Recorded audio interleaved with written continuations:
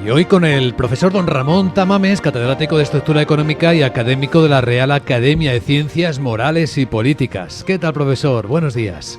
Bastante bien, Luis Vicente, y pensando en las dos áreas importantes de nuestra actividad económica, la interior con la Yolanda, ministra del Trabajo y vicepresidenta del Gobierno, que quiere apuntar a sumar a su partido la disminución de media hora del trabajo y el aumento de un 4% del salario mínimo interprofesional. Y ya fuera de órbita nacional, de internacional, pues ya avisos de cómo puede perjudicar Trump a España con una Telecán, un tratado de libre comercio de América del Norte mucho más proteccionista en México, en Canadá y en Estados Unidos, etcétera, etcétera. E incluso se podría decir que el canal de Panamá pues puede tener tarifas diferenciales para los tres países que componen el Telecán y los que vienen de fuera. En fin, que no nos viene muy bien la llegada de Trump, parece ser, para los intereses europeos, porque America First. En la gran tertulia de la economía, hoy junto con don Ramón Tamames, don Jesús Varela, presidente del Enguluca. ¿Cómo está, Jesús? Muy bien, buenos días. Buenos días. ¿Compartes alguna preocupación del profesor o sumas incluso alguna más? A ver, sí, pero matizadamente. Yo creo que hay que ver al final en qué se traducen todas estas cosas. Y por supuesto, claro, un perro ladrador, al final poco mordedor, ¿no? Evidentemente, yo creo que todo el mundo sabe que una guerra comercial, en el sentido de imponer tarifas, imponer aranceles y restricciones al comercio, perjudica a todos. Eso es historia del siglo XX, en los años 20 precisamente, después de la crisis de Wall Street, y que llevó al mundo a una situación prácticamente colapso. Un mundo mucho más sencillo y más, digamos, reducido a muchos menos países, pero yo creo que se aprendió la lección y al final los procesos de liberalización del comercio han dado sus resultados. Entonces, bueno, otra cosa es... Y además que es que siempre se tergiversa lo que dice Trump. Hay un conjunto de medios ¿se tergiversa o es que lo explica de esa forma que es fácil de tergiversar? También es más fácil correcto, estoy de acuerdo contigo. Él se presta mucho a eso porque le gusta además, y es que es un provocador. Pero, insisto, luego hay que ver a dónde. Saludo a don Francisco Navarro, profesor del Instituto de Empresa. ¿Cómo estás, querido Paco? Buenos días. Muy bien, encantado de estar aquí y feliz año a todos. Encantado de saludarte, Ramón, querido. Feliz año. Hola, Paco. Feliz año. Y hola, Jesús. Feliz año, Ramón. Igualmente a los tres. Yo de todo lo que habéis dicho, yo destacaría lo de Groenlandia, porque lo de Groenlandia no es una butad por parte de Trump. Yo no lo veo así. Es decir, primero, yo me acuerdo que hace unos 2 o 3 años estuve leyendo un informe en el Asia Nikkei donde hablaba de la ruta del Ártico que se podía crear para comerciar, y en lugar de venirse por el Índico y cruzar los estrechos y tal, para venir a Europa, pues podías ir por el Ártico. Bueno, pues si somos coherentes con el discurso actual, donde se está produciendo cada vez un deshielo, etcétera, la ruta del Ártico puede ser una realidad. Hasta un 30% de ahorro de tiempo, si esa ruta se hace más practicable. Ese es un tema tal. Luego, esa zona concreta de Groenlandia, pues tiene el 22% del petróleo mundial, que no es nada. Luego tiene tierra rara, en fin, que tiene una cantidad de recursos naturales impresionantes. Pero es que además en esa zona del Ártico Rusia tiene 6 bases. Tiene 2 bases terrestres, 2 bases aéreas y 2 bases navales. Es decir, está posicionadísimo. Y los Estados Unidos tienen la base de Thule y luego tiene otra base un poco más arriba, que ahora mismo no recuerdo el nombre. Pero bueno. Efectivamente, yo le diría a Jesús además que el caso es que ayer ya tomó posesión de Groenlandia el hijo de Trump, que se presentó en avión naturalmente a grabar un podcast, a negociar un referéndum en el que ofrezca seguir con Dinamarca, independizarse de Dinamarca o unirse a los Estados Unidos. Bueno, la cosa va a ser una presión irresistible. Claro. Pero, Ramón, tengamos en cuenta, como siempre, la historia que conocemos. Sí. El tema de Groenlandia no es de ahora, es muy de antiguo, y la verdad es que Dinamarca se puede decir que se ha ocupado o poco o nada. Claro, de Groenlandia, excepto, claro, pero es que esto tiene también sus consecuencias, porque se genera en una población... Muchas. Claro. El comercio de tierras raras, ahí va la cosa, en recursos energéticos, en pesca, correcto. Entonces hay muchísimos intereses que, bueno, Dinamarca no ha cuidado, por decirlo muy simplistamente. Y naturalmente la población, que es muy pequeña, tiene una capacidad de decisión sobre un territorio inmenso y riquísimo, que claro, eso es lo que yo creo que él está tratando de mover a su interés. 56.000 personas, es que vive pero es que además la tasa de alcoholismo es altísima, va a salir la vieja frase de la teoría de Monroe, la tesis de Monroe, América para los americanos. Porque resulta que Groenlandia es también, América. También América. No nos habíamos dado cuenta de eso. Pero esta mañana... No es Unión Europea a pesar de que sea parte de Dinamarca, es América.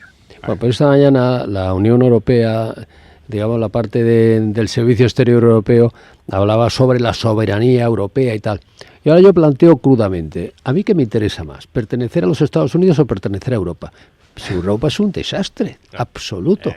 ¿Para qué quiero pertenecer? Hablando claramente, es decir, si a los tipos de Groenlandia le plantearan de verdad el problema, pero oye, ¿usted qué gana perteneciendo a este entorno que no saben ellos mismos lo que son? No. Absolutamente, sin embargo usted estaría en el primer país del mundo que además se le protegería, y además usted sería, pues no sé, el Estado 51 o 52 de la Unión. Por tanto, lo que está diciendo Trump a mí no me parece ninguna butad, y luego... Hombre, no empecemos aquí a defender Europa, porque Europa deja bastante que desear, y si no, pues mira la protección que tenemos nosotros de las fronteras nuestras en el sur de la península, ¿no? Por tanto, yo creo que es un tema bastante interesante a seguir, y no creo que Trump lo vaya a soltar así a la primera, porque además estratégicamente los Estados Unidos se desposicionan, bueno, están desposicionados, pero se desposicionarían para el siglo XXI, vamos, clarísimamente. También es verdad que algo tendrán que decir Rusia y China. Rusia, sobre todo en la parte del círculo polar ártico, donde tiene muchos intereses, como se ha dicho ya en esta tertulia. Y además China, porque está queriendo entrar en el círculo polar y tendrá que conseguir alguna concesión a través precisamente de que Groenlandia pase a una nueva situación diferente de la actual. Yo creo que tenemos un tema importante en toda la política de ese Tratado de Libre Comercio de América del Norte, porque además México queda en una situación que dicen que es más o menos de imposición. Ya a México ni le dan ocasión de negociar como al gran Estado número 51 de la Unión, que puede ser Canadá. Canadá entera, Estado número 51. Como el estado de Rhode Island, que es el más pequeño de los Estados Unidos, pues un estado impresionante, mayor que Estados Unidos, casi continental, desde luego, fenomenal. Eso sí, Ramón, eso sí que no va a pasar. Lo que ocurre, América del Norte para los Estados Unidos, enterita con Groenlandia incluida. Pero si para eso tampoco hace falta ser miembro de la Unión. En realidad lo que ha pasado... Rusia, que tienen algo que decir, claro, no son potencias de segunda. Ahí en ese caso particular pinta bastante menos. En el caso de Canadá, lo que ha pasado es que un demente, que afortunadamente ya no está como primer ministro, entre otras estupideces que ha hecho... ¿Justin Trudeau? El mismo que viste y calza, ¿no? Ha impuesto aranceles del 25% a productos norteamericanos, es estadounidenses, para hablar con propiedad.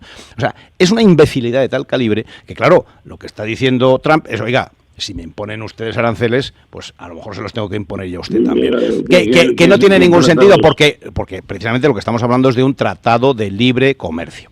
En el caso de México, otro tanto de lo mismo. Entonces, una de dos, o van hacia una liberalización del comercio intra NAFTA o van a imponerse restricciones. Y yo creo que van a ir más bien por el primer camino, ¿no? Una vez más, porque tiene más beneficios para todos que el imponer restricciones al comercio, como se ha demostrado, ¿no?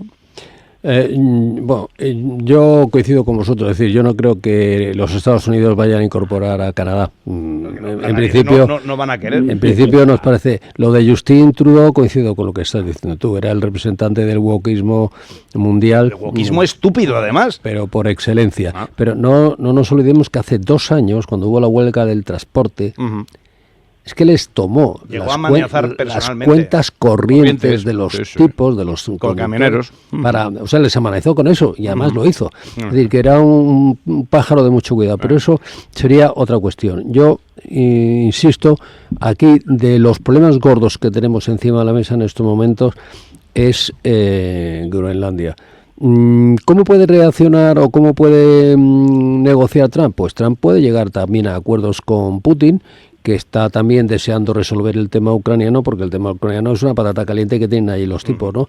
Por tanto, ojo, si Trump llega a acuerdos interesantes con Putin, pues a lo mejor Putin pues puede estar o puede no poner demasiados pegas a que Estados Unidos entre en Groenlandia, ¿no?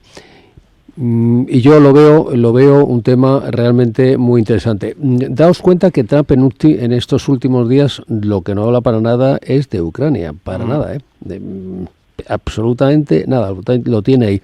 Habla eso quiere decir que está haciendo y no hablando. Exactamente, eso quiere decir que ahí están llegando a acuerdos. Lo que sí ha dicho, por ejemplo, pues que tenemos que poner más dinerito en la NATO. Los europeos te refieres, ¿no? Sí, claro. Como siempre. Claro. Naturalmente. Y bueno, y luego tenemos otro tema también muy grande, que ahora lo tenemos un poco olvidado, ¿no? Por todo esto, que es Israel e Irán. Que eso son dos cuestiones. Bueno, y Siria, que es donde está la gran novedad de las últimas semanas. Bueno, es que efectivamente, y Siria, lo que pasa es que Siria aquí es Al-Qaeda lo que se ha puesto ahí. Entonces, claro, lo primero que hicieron los israelíes cuando llegaron estos tipos fue bombardear, hundir la flota siria, destrozar toda la aviación siria, le destrozaron absolutamente todo, porque saben que los vecinos que les vienen, pues unos vecinos bastante incómodos. Siria no es un país, dentro del país hay varios gobiernos, varias zonas de influencia. Ahora mismo está todo el mundo mirando a Turquía, porque hay la amenaza de una intervención militar en la zona fronteriza, donde hay una población que a Turquía no le gusta mucho. Claro, que son los kurdos. Que son los kurdos. Exactamente, pues naturalmente. Pero vamos, de pronto el ejército sirio, que eran 200.000 tipos, pues fueron destruidos o arrollados por 20.000, que eran, digamos, las milicias de Al-Qaeda, ¿no? Entonces, pues bueno, ese también es otro de los problemas gordos que tenemos ahí encima. Irán ha salido, y además Rusia también. Rusia, donde se está empezando a concentrar, por desgracia, es en Libia, con lo cual puede generarnos a los europeos. ¿En Libia? En Libia, sí, claro. Sí, pero es que es una cosa que yo realmente no entiendo cómo los rusos han dejado quitar la base naval de Tartus. Claro. No lo entiendo, porque era una base naval abierta, es igual que Rota, y que se quiten eso, claro, si les quitan Tartus, pues se tienen que ir a Libia, porque si no pierden la flota del Mediterráneo. Claro. Y eso sí que no lo... Ellos dicen que Tartus no era una base, que era simplemente un acuerdo, dicen los rusos, un acuerdo de utilización de la base militar siria. No le dan tanta importancia como en cambio a la base aérea, que no recuerdo el nombre. La Takia. Una base aérea ya mucho más potente. La Takia. Más potente. En la Takia está... Rusia está un poco callada, esperando a ver cómo se presenta la cosa, no solamente en la escena previa a la toma de posesión, que no olvidemos es el día 20. Y mañana precisamente hay un juicio pendiente para Trump, de un distrito jurídico de Nueva York tremendo, que el juez podría intentar mandar a la cárcel al presidente de los Estados Unidos, pero ya ha dicho claramente que no lo va a mandar. Bueno, podemos estar tranquilos, porque si además le meten en la cárcel... Bueno, en esos momentos el juez... sublevar a los presidiarios a su favor. Claro, el juez se convertiría en el mayor agente del espectáculo internacional. Si hiciera eso. Le damos una perspectiva económica a todo esto de lo que estamos hablando. Lo observamos con las gafas del mercado americano. ¿Habéis leído las actas de la FED de anoche? En la última reunión de diciembre, los gobernadores de la Reserva Federal de Estados Unidos dijeron que vienen, bueno, lo que todos sabemos, tiempos inciertos, que es muy difícil apuntar al impacto inflacionista que pueden tomar pueden tener algunas de las decisiones que adopte Donald Trump, hasta que no las tomen no tienen ni idea. Y hay un reflejo, que es el que se está produciendo en la deuda americana, en los mercados secundarios de la deuda americana, en los bonos americanos, sí. con unas caídas importantes de precios, es decir, está bajando mucho el precio del bono americano. El rendimiento del bono a 10 años americano ayer, bueno, os digo cómo está ahora, en el 4,66, 4,67%, casi al 5%, significa que aquí sí que se está reflejando tensión. Y tiene que ver, claro, con el endeudamiento, que puede seguir, casi seguro, ¿no?, creciendo en Estados Unidos, los déficits, que probablemente también, y alguna cosa más. Cuidado a ver si nos viene por aquí alguna crisis de deuda tipo cisne negro que nos genera un problema. ¿Veis este riesgo? Yo no sí, lo que pasa es que Estados Unidos eso lo tiene muy cuidado. Tiene también al Banco de India, de la India de Modi, están a favor de Estados Unidos, y luego pues sigue siendo moneda de reserva prácticamente en todo el planeta. El euro, la verdad es que ha conseguido todavía poco, conseguirá con el tiempo, pero no ahora. Y yo creo que esa posible crisis de deuda se puede manejar desde el banco del sistema de la Reserva Federal de Estados Unidos. Son buenos negociadores y además necesitan la deuda americana porque es el papel financiero más importante que hay y es el negocio de muchos bancos centrales con sus reservas. Se ha visto ya en otras ocasiones cuando, por ejemplo, Clinton dijo, vamos a poner la deuda exterior en cero. Es la mayor majadería que se ha escuchado en el mundo, porque el negocio y la mayor mentira de la deuda americana es un negocio fundamental para la propia soberanía monetaria y ¿cómo se llama eso? El aprovechamiento de la moneda propia tiene un nombre, no me acuerdo cuál es, pero el servicio de la deuda es muy bueno para Estados Unidos, no lo va a prescindir, yo creo, seguirán ahí. Yo tampoco veo problemas para la economía americana, para nada, ¿no? Y luego además el dólar, como ha dicho muy bien Ramón, sigue siendo la moneda de referencia para cualquier transacción comercial. Es decir, esta mañana o ayer por la tarde oí que había nuevos miembros en el BRIC, pero ¿quién quiere negociar con la rupia india, por ejemplo? Es decir, que yo creo que... Pero un dólar fuerte genera crisis mundial, con las divisas emergentes y con el resto. El dólar sigue teniendo a la US Navy detrás en los 5 mares, y eso no hay que olvidarlo. Además, China no ha querido presionar con el renminbi. Bueno, China no está para... China no está para muchas alegrías. Ha anunciado una emisión en bonos, la mayor de su historia, China, para la semana que viene, en bonos para intentar sostener a su moneda. Eso, vamos a ver qué es lo que pasa, porque, bueno, a ver, los chinos, como siempre, juegan con las reglas un poquito cargados, los dados un poquito cargados. Pero están apurados, ¿no? Ahora hombre, claro, yo creo que sí, porque es lo que llevamos hablando mucho tiempo, que es un gigante con los pies de barro y tiene mucho barro en muchas partes. Y entonces, al final, las costuras van cediendo hasta que en algún momento rompen. Y yo creo que es una buena parte de lo que la prueba la tienes en la evolución de la bolsa, que siempre insistís los bolseros, como yo os llamo, es un reflejo de algo, ¿no? Y la crisis de la bolsa china lo que está manifestando es que hay un problema estructural por detrás, indudablemente. Pero a China les interesa el mercado americano absolutamente, por encima de todo, vamos. No, que no ven salida a su gran producción y a su gran tecnología, los grandes coches que están haciendo en estos momentos, que es impresionante. Y el europeo también, Bueno, claro, a Europa también le interesa, por supuesto. Es decir, a China le interesa el mundo occidental como fuente o como origen de todas sus exportaciones, y eso lo va a cuidar por encima de todo. Por lo tanto, llegará a acuerdos como sea. Fijaos que Trump en todo, todo lo que emite desde Mar-a-Lago, que se ha convertido en la nueva Casa Blanca, no toca el tema de China ni nada de eso, no, toca temas donde él cree que la política exterior americana se tiene que centrar nuevamente. Hombre, le preocupa mucho el tema de México porque le preocupa mucho el tema del fentanilo. Es decir, yo tengo amigos que viven en San Francisco que es que ven a los tipos por la calle, que es que no se pueden sostener, es una cosa terrorífica. Y entonces, pues eso sí le preocupa demasiado, ¿no? Yo creo que Trump nos está diciendo los temas que le preocupan, y no creo que en este momento le preocupe excesivamente la economía americana. No. Ojalá tuviéramos nosotros eso. No, sí, eso que es un aviso más que nada del sistema de Reserva Federal, diciéndole, oiga, que como aplique usted determinadas políticas se carga esto y se dispara la inflación, etcétera, etcétera. Bueno, y el profesor Tamames, que arrancaba la tertulia diciendo, ¿y a España qué le va en todo esto? ¿En qué situación pues se queda?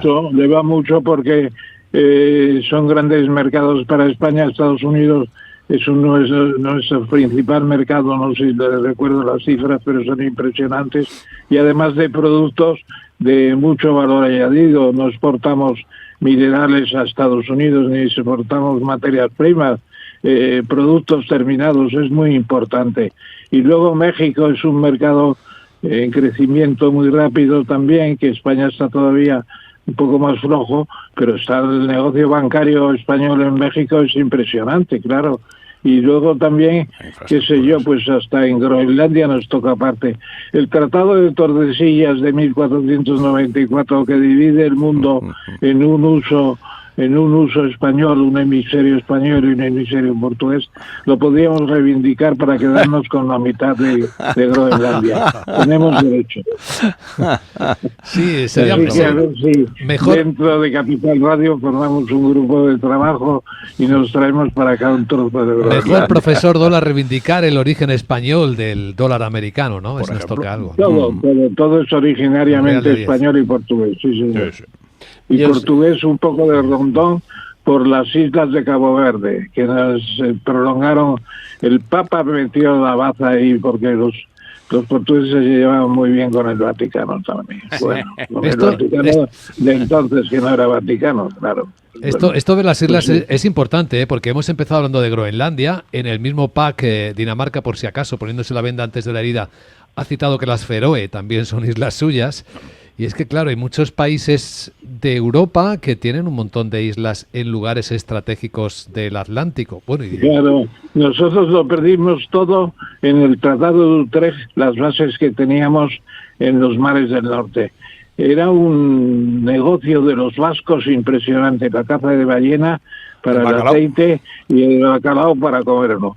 Y era fantástico, y lo perdimos todos los derechos que tendríamos por ahí, como tú dices, islas y factorías en la propia Groenlandia, seguro que también. Desde arriba, Groenlandia hasta abajo las Malvinas, con los británicos. Una pérdida importantísima esa, y no se valora suficientemente. Y luego la isla de Guam, que ahora estamos recordando que también la perdimos los españoles, que hoy es una principal base americana. A mí me gustaría, digamos, para recordar que en Marruecos tiene F-35 americanos. Los tiene Israel, los tiene Estados Unidos, por supuesto, y los tiene Reino Unido. Nosotros no tenemos, los aviones que nosotros tenemos F-18 son de los años 80. Pero tú sabes por qué Marruecos tiene tanta predilección por Estados Unidos, tanta predilección por Marruecos, porque fue el primer país que reconoció los Estados Unidos, y además que son aliados absolutos, no como nosotros, es que cuando hemos empezado a hablar de España, primero tendríamos que aclarar cuál es nuestra posición en el mundo. Está muy clara, por desgracia. Por desgracia está muy clara. Parecidita a Justin Trudeau en Canadá. Sí, absolutamente. Pero claro, que estemos ahora celebrando, Dios mío, los 50 años de Don Francisco, es que eso ya es... A ver, en esta tertulia no, por favor. No, por Dios. No, pero en esta tertulia no, cosas serias. Por eso mismo. Pero es que, por eso mismo digo, que es que la posición de España yo la veo preocupante. Y dice Jesús Varela que es muy clara. Pues no lo sé. Que es muy clara. Quiero decir, hemos tomado partido justamente por donde nunca debimos tomarlo, por lo menos de acuerdo con nuestros intereses de largo plazo como país. Hablo sobre todo de América hispana, que no latina, que eso ya sabemos todos que fue una trampa urdida en su día precisamente para sacar la influencia de España, aunque al final no se consigue, porque la fuerza realmente de nuestra cultura y de nuestras empresas allí... Si yo os pregunto ahora mismo quiénes son los mejores amigos de España en términos de países, ¿quiénes diríais? Pues ahora mismo que tenemos más cerca. Venezuela. ¿Más qué? Mejores amigos Cuba. de España en el mundo. ¿Quiénes son los mejores amigos de España ahora, profesor Tamames? Pues yo creo que será difícil identificarlos. Cuesta pensar eso, pero yo diría, en frase de Amadeo de Saboya, cuando se marchó de España, cuando renunció a la corona española, dijo: vuelvo como del planeta Marte, no sé de dónde vengo, y los peores enemigos de España son los españoles. Correcto. Ya, pero si la misma pregunta la hacemos, ¿quiénes son los mejores amigos de Francia? ¿Qué respondéis? Sí. ¿O quiénes son los mejores amigos de Alemania? Incluso el Reino Unido. Muy amigo de España. Por fin de semana, por Andorra. La política británica ha sido la misma en los últimos, vamos a poner desde el fin de la Segunda Guerra Mundial, pero, independientemente de quién ha estado. Andorra es una broma. Pero hay que decir que hay países que tienen su política exterior muy clásica y muy clara. Amigos. Ni siquiera en Hispanoamérica tenemos grandes amigos. Nada. Se han vendido malamente los activos que teníamos allí de promoción política, cultural, etcétera. Ha sido un desastre. ¿Cómo se llama el ministro de Asuntos Exteriores? Álvarez, José Manuel Álvarez, el actual. Álvarez es un negociante malísimo, y vamos a ver qué nos hace en Gibraltar. A mí me gustaría... Seguramente nos lo vamos a ampliar hasta Córdoba. A mí me gustaría hacer un pequeño matiz. Yo no hablaría de los grandes amigos de España, sino los grandes amigos de los presidentes españoles, de los gobiernos españoles. Porque, por ejemplo, Pedro Sánchez es muy amigo de von der Leyen. Es decir, que España no tiene una política exterior, por eso es difícil localizar cuáles son los amigos, o sea, si Venezuela o Cuba son amigos nuestros, ¿no? Poner a algunos, tal. Pero es que no tenemos, lo mismo que, como tú has citado muy bien, Jesús, Inglaterra clarísimamente, después de la Segunda Guerra Mundial, decidió que eso era. Pero son los gobiernos españoles los que tienen o no tienen. Creo que os he dejado pensando. Hoy en la gran tertulia de la economía, con Francisco Navarro, con Jesús Varela y con Ramón Tamames. Gracias y buen día. Buen día, feliz jueves. Muchas gracias a vosotros. Adiós. Un abrazo, Ramón.